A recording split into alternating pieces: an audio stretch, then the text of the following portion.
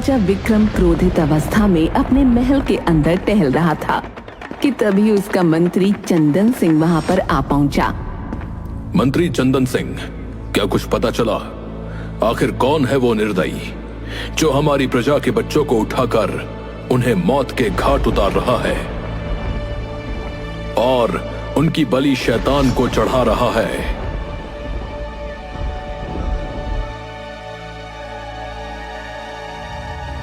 महाराज, हमें पता लग चुका है, लेकिन आप उसका नाम नहीं सुन पाएंगे। हमारी बात का सीधे सीधे जवाब दो मंत्री चंदन सिंह।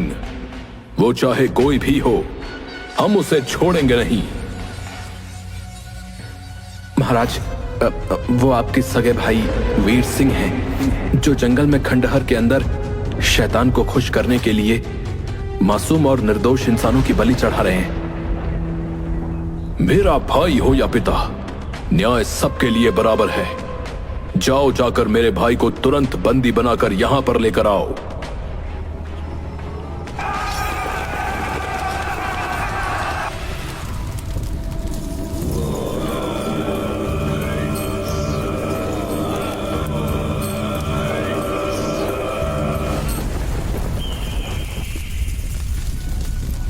तुम्हारी हिम्मत कैसे हुई गुफा के अंदर आने की? एक सैनिक ने गुस्से से वीर सिंह की ओर देखकर कहा। महाराज ने तुम्हें बंदी बनाने का आदेश दिया है।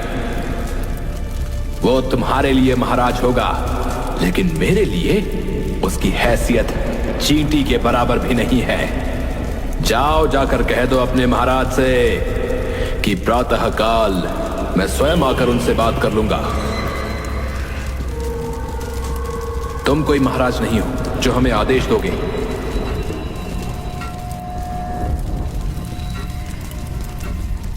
देखते क्या हो, बंदी बना लो इसे और घसीटते हुए राजमहल ले चलो। कुछ ही देर में बहुत सारे सैनिक वीर सिंह को घसीटते हुए राजमहल ले गए। राजा विक्रम गुस्से से वीर सिंह से बोला, तुम हमारे छोटे भाई के नाम पर कलंक हो। तुमने हमारे खानदान का नाम मिट्टी में मिला दिया। तुम एक मूर्ख राजा हो विक्रम सिंह। मैंने शैतान को प्रसन्न करने के लिए मासूम निर्दोषों की बलि यूं ही नहीं दे दी, बल्कि मुझे उस रहस्यमयी सोने के तालाब का पता जानना था, जो कि मुझे मिल चुका है। संसार का कोई भी सोना किसी की जान से बढ़कर नहीं होता छोटे भाई। तुमने जो अपराध किया है, तुम्हें उसकी सजा मिलेगी। तुम्हें कल सरेआम प्रजा के सामने मौत के घाट उतार दिया जाएगा। इतना बोलकर राजा सैनिकों से बोला, इसे कारागार में बंद कर दो। सैनिकों ने घसीटते हुए वीर सिंह को कारागार में डाल दिया। अगले दिन जब सैनिक वीर सिंह को फांसी पर चढ़ाने के लिए कारागार में लेने पहुंचे, तो वहां वीर सिंह नहीं था। एक सैनिक दौड़ते हुए विक्रम के पास जाकर बोला, महाराज, आपके छोटे भाई वीर सिंह कारागार में नहीं है। ये कैसी बातें कर रहे हो तुम? उसे आसमान खा गया या जमीन निकल गई? जाओ, जाकर ढूंढो। मुझे किसी भी हालत में वीर सिंह चाहिए। सैनिकों ने जंगल और राज्य का एक एक चप्पा छान मारा, मगर वीर सिंह का कहीं कुछ पता न चला।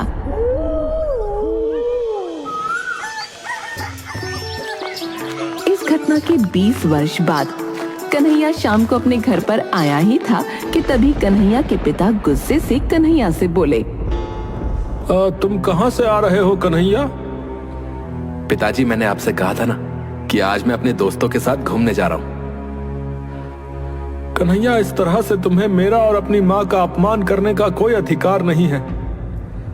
अब आप कहना क्या चाहते हैं पिताजी? कल ही मैंने तुमसे कहा था कि मैंने तुम्हारा रिश्ता जो है गांव के मुखिया की बेटी के साथ कर दिया है, और आज मुखिया जी तुम्हें देखने के लिए आने वाले हैं, मगर तुम आज पूरे दिन गायब रहे। अपने पिता की बात सुनकर कन्हैया हंसते हुए बोला, पिताजी, मैंने आपसे कहा तो था कि मैं मुखिया जी की बेटी के साथ विवाह नहीं करना चाहता। आप तो जानते हैं कि मेरे हाथ की रेखाओं में मेरा विवाह किसी राजकुमारी के साथ लिखा हुआ है।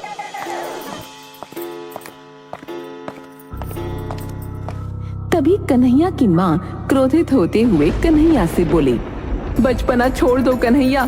तुम्हारे बचपन में एक साधु ने मुझे तुम्हारा हाथ देखकर यही कहा था और मैंने सबसे बड़ी भूल कर दी तुम्हें ये बात बताने की।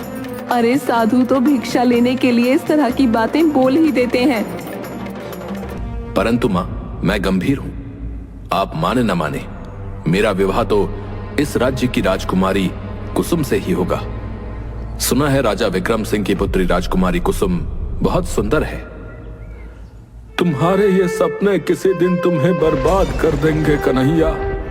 वैसे भी लोमड़ी को सपने में अंगूर ही दिखाई देते हैं। कन्हैया मुस्कुराते हुए अपने कक्ष में जाकर खर्राटे लेकर सोने लगा। इधर राजा विक्रम चिंतित अवस्था में अपने महल की छत पर खड़े हुए थे कि तभी उनकी पत्नी रुक्मणी वहां आ पहुंची। आपके चेहरे पर ये चिंता क्यों झलक रही है? हमारी पुत्री कुसुम अब बड़ी हो गई है, हमें उसके विवाह की तैयारी शुरू कर देनी चाहिए। तभी वहां पर राजकुमारी कुसुम आ गई और अपने पिता से बोली, पिताजी, मैं विवाह किसी वीर पुरुष से ही करूंगी, इसलिए मैं चाहती हूँ कि आप मेरे विवाह का एक स्वयंवर रखें और उस स्वयंवर में सभी राजकुमारों को बुलाएं और उन्हें कोई कठिन कार्य सौंपें। जो भी राजकुमार उस कठिन कार्य को सफलता पूर्वक कर देगा, मैं वरमाला उसी के गले में डाल दूंगी। राजकुमारी कुसुम की बात सुनकर राजा विक्रम मुस्कुराते हुए बोला, तुमने तो वाकई मुझे बहुत ही अच्छा सुझाव दिया है राजकुमारी कुसुम। ठीक है, हम ऐसा ही करेंगे। अगले दिन राजा विक्रम ने अपनी पुत्री राजकुमारी कुसुम के स्वयंवर का ऐलान कर दिया। कन्हैया एक पेड़ के नीचे बैठा हुआ आराम कर रहा था कि तभी उसका दोस्त रतन वहां आ पहुंचा। अरे तुमने कोई खबर सुनी है कन्हैया? महाराज विक्रम अपनी पुत्री का स्वयंवर रचा रहे। सुना है कि उन्होंने आस पड़ोस के सभी राजकुमारों को स्वयंवर के लिए आमंत्रित किया है। कन्हैया तुरंत उठकर बैठ गया। तब तो स्वयंवर में मैं भी हिस्सा लेने जाऊंगा। दिमाग खराब हो गया तुम्हारा है? वो स्वयंवर राजकुमारों के लिए है, राजकुमारों के लिए। और तुम कौन से राज्य के राजकुमार हो भाई? महल के सैनिक तुम्हें जो है घुसने भी नहीं देंगे। हाँ, महल में कैसे घुसना है ये मैं जानता हूँ और मैं अपने मन का राजकुमार हूँ। मैं तो वहां पर जरूर जाऊंगा। कुछ ही दिनों में वो समय आ गया। स्वयंवर में हिस्सा लेने के लिए 5 राजकुमार राजा विक्रम सिंह के महल में बैठे हुए थे। राजा विक्रम उन 5 राजकुमार की ओर देखकर बोले, तुम्हें सामने वो तलवार दिख रही है, वो तलवार मेरे पूर्वजों की है। कहते हैं कि मेरे पूर्वज बड़े ही शक्तिशाली थे। उस तलवार का भार इतना अधिक है कि आज तक उस तलवार को कोई भी नहीं उठा पाया। तुम में से कोई भी राजकुमार अगर उस तलवार को उठा लेगा तो मेरी पुत्री राजकुमारी कुसुम उसी के गले में वरमाला डाल देगी। राजा विक्रम की बात सुनकर एक राजकुमार हंसता हुआ बोला,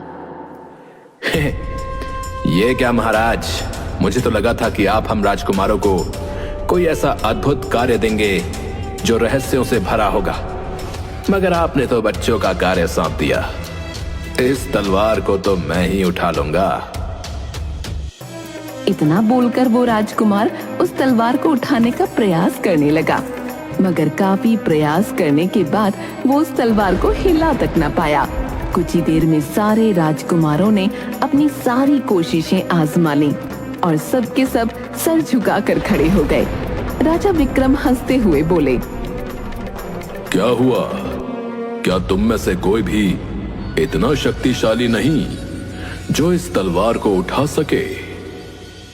तभी वहां पर कन्हैया आ पहुंचा और राजा विक्रम की ओर देखकर बोला, इस तलवार को केवल मैं ही उठा सकता हूं महाराज।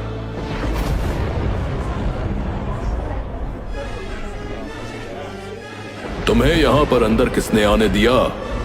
ये स्वयंवर का समारोह शाही राजकुमारों के लिए है, तुम्हारे जैसे साधारण गांव के युवकों के लिए नहीं। कन्हैया मुस्कुराते हुए राजा विक्रम से बोला। मेरा नाम कन्हैया है महाराज, और मैं आपके सैनिकों की आंखों में धूल झोंक कर यहां तक आ पहुंचा। इससे पता लगता है कि मैं चतुर हूं। और रहा सवाल स्वयंवर के राजकुमारों की प्रतियोगिता का, तो वो मैंने खुद देख लिया कि एक भी राजकुमार उस तलवार को हिला तक नहीं पाया। राजा विक्रम गहरी सोच में डूबते हुए बोले। पहले तुम उस तलवार को उठाकर दिखाओ, उसके बाद मैं इस बारे में सोचूंगा। राजा विक्रम का इतना कहना ही था कि कन्हैया ने उस तलवार को ऐसे उठा लिया मानो वो उसके लिए कोई कागज की तलवार हो। ये देखकर राजा विक्रम आश्चर्यचकित रह गए। तभी रंग बिरंगी किरणों के साथ राजकुमारी कुसुम गायब हो गईं। राजकुमारी को गायब होते देख राजा विक्रम घबराते हुए बोले। राजकुमारी कुसुम कहाँ गायब हो गई? राजकुमारी कुसुम के गायब होते ही महल में हाहाकार मच गया। राजा विक्रम कन्हैया की ओर देखकर बोले। तुम जरूर कोई जादूगर मालूम होते हो लड़के। राजमहल के सैनिकों की आंखों में धूल झोंकना इतना आसान काम नहीं है, और इस तलवार को उठाना असंभव है। तुम अपने जादू की शक्ति से राजकुमारी कुसुम का अपहरण करने के इरादे से यहाँ आए थे। कन्हैया डरते हुए बोला। नहीं महाराज, राजकुमारी कुसुम के गायब होने में मेरा कोई हाथ नहीं। आप मुझे गलत समझ रहे हैं। मैं तो बस आपको अपनी बहादुरी दिखाने आया था। इसे तुरंत बंदी बनाकर कारागार में डाल दो। तुरंत कन्हैया को बंदी बनाकर कारागार में डाल दिया गया। राजा विक्रम अपने मंत्री चंदन सिंह से बोले। जल्दी से राजगुरु को यहाँ पर बुलाओ। जैसा आपका आदेश महाराज। कुछ ही देर में राजगुरु राजा विक्रम के सामने खड़े हुए थे। आपके पास चमत्कारिक शक्तियां हैं राजगुरु। आखिर राजकुमारी कुसुम कहाँ गायब हो गई? चिंता ना करे राजन, मैं अभी पता लगाता हूँ। राजगुरु आंखें बंद करके मंत्र पढ़ने लगे। कुछ देर बाद राजगुरु आंखें खोलकर राजा विक्रम से बोले। राजकुमारी कुसुम एक जादुई सोने के तालाब के अंदर कैद है महाराज।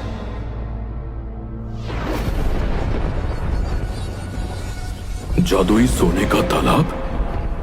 इस तालाब के बारे में वर्षों पहले मैंने अपने भाई के मुंह से सुना था, जो उसी रात कारागार से लापता हो गया था।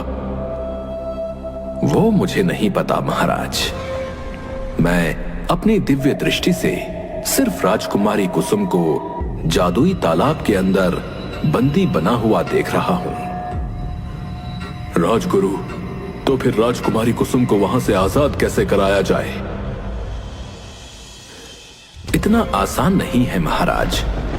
उस जादुई सोने के तालाब के अंदर केवल वही प्रवेश कर सकता है जो निडर हो और जिसमें अद्भुत शक्ति हो। ऐसा शक्तिशाली जो आपके पूर्वजों की तलवार को उठा ले, वही उस जादुई तालाब के अंदर प्रवेश कर सकता है। राजगुरु की बात सुनकर राजा विक्रम राजगुरु को स्वयंवर की सारी घटना बताते हुए बोले। मुझे लगा था कि उस व्यक्ति ने अपने जादू की शक्ति से मेरी बेटी का अपहरण किया है। नहीं राजन, उसमें उस बेचारे का कोई दोष नहीं, बल्कि अगर तुम्हारी पुत्री को कोई बचा सकता है तो केवल वही व्यक्ति बचा सकता है। उसे तुरंत कारागार से बाहर करो। कन्हैया को उसी समय सैनिक कारागार से बाहर निकाल लाए। राजा विक्रम कन्हैया की ओर देखकर बोले। मुझे क्षमा कर दो कन्हैया, मैंने तुम्हें गलत समझा।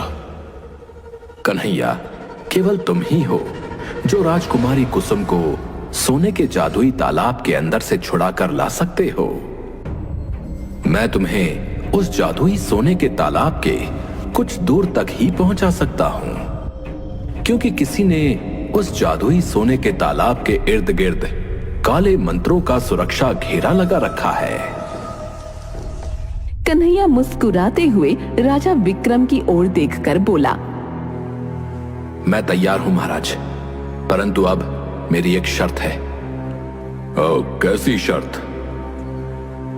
अगर मैं आपकी पुत्री को यहां लाने में कामयाब हो जाता हूं तो आपको अपनी पुत्री का विवाह मुझसे कराना होगा।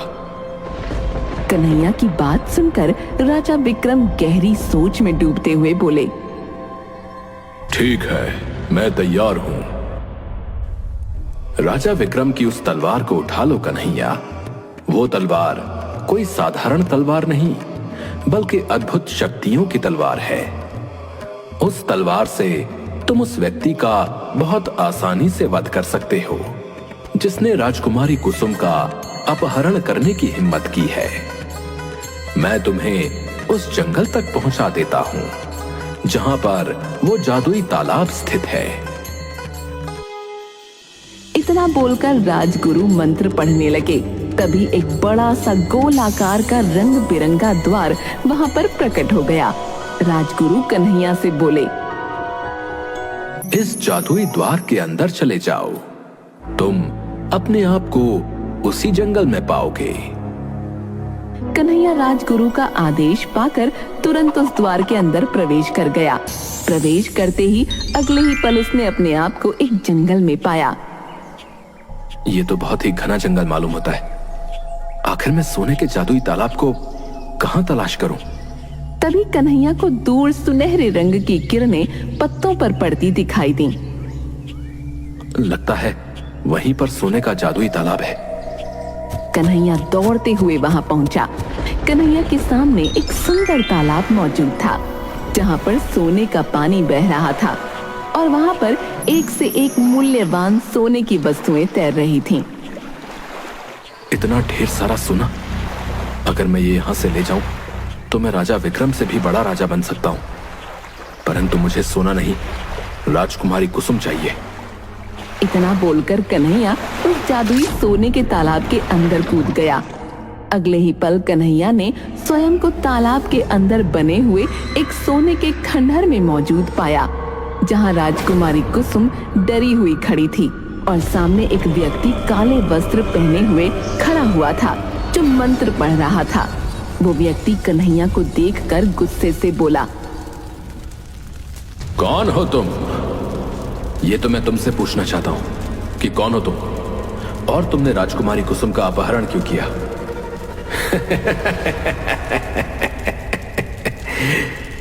मेरा भाई राजा विक्रम अभी भी मूर्ख ही है। उसने मुझसे मुकाबला करने के लिए एक साधारण युवक को भेज दिया। ये सुनकर कन्हैया चौंकता हुआ बोला, क्या तुम राजा विक्रम के वही भाई हो जिसके बारे में राज्य में बड़ी ही अजीबोगरीब किस्म की अफवाहें मशहूर हैं? 20 साल पहले अपने जादू की शक्ति से कारागार से भागकर यहां तक आ गया था। दरअसल मैं इस सोने के जादुई तालाब के अंदर की सारी वस्तुएं और तालाब का जादुई पानी ले जाना चाहता हूं। इस जादुई तालाब का जादुई पानी मुझे अमर बना सकता है, परंतु इसके लिए मुझे यहां पर शैतान को बुलाना पड़ेगा और अपने ही खानदान की किसी कन्या के खून की बलि देनी पड़ेगी। और इसके लिए राजकुमारी कुसुम से बेहतर कोई नहीं है। तभी कन्हैया ने अपनी तलवार निकाली। तलवार देखकर वीर सिंह चौंकते हुए बोला, ये तो मेरे पूर्वजों की तलवार है, इसे तो कोई नहीं उठा सकता। जानता हूं, पर पता नहीं कैसे मैंने इसे उठा लिया। शायद तुम्हारी मौत मेरे ही हाथों लिखी थी। मैं जानता हूं कि तुम राजकुमारी कुसुम को इतनी आसानी से मेरे हवाले नहीं करोगे। उसके लिए मुझे तुम्हें मारना पड़ेगा। इसके बाद कन्हैया और वीर सिंह के बीच भयंकर युद्ध हुआ और अंत में कन्हैया ने अपने इष्ट को याद करते हुए कहा, मरने के लिए तैयार हो जाओ। इतना बोलकर कन्हैया ने तलवार से सीधे वीर सिंह पर वार कर दिया। वीर सिंह चीखता हुआ वहीं पर ढेर होकर गिर गया। आपके शौर्य और बहादुरी की मैं कायल हो चुकी हूँ। राजकुमारी, मैं तो बरसों से आपको अपना बना चुका हूं। आइए अब महल की तरफ प्रस्थान करते हैं। अगले ही पल रंग बिरंगी किरणों के साथ राजकुमारी कुसुम और कन्हैया ने स्वयं को राजमहल में पाया। राजा विक्रम सिंह खुशी से चीखते हुए बोला, तुमने तो कमाल कर दिया कन्हैया, तुम ही मेरी पुत्री के पति बनने के लायक हो। मैं अपनी पुत्री कुसुम का विवाह अभी और इसी समय तुमसे करूंगा। अब मुझे विस्तार पूर्वक बताओ कि आखिर मेरी पुत्री का अपहरण किसने किया था। कन्हैया राजा विक्रम को सारी घटना बताते हुए बोला,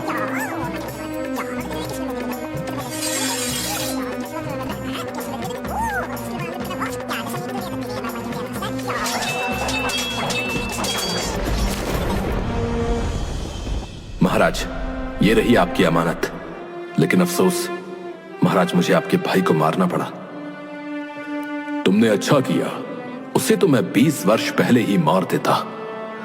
जो काम मैं नहीं कर सका वो तुमने कर दिया। अपनी पुत्री के विवाह के साथ साथ मैं तुम्हें इस राज्य का अगला महाराज भी घोषित करता हूं। राजा विक्रम ने उसी समय कन्हैया और राजकुमारी कुसुम का विवाह कर दिया और कन्हैया को आने वाला महाराज भी घोषित कर दिया।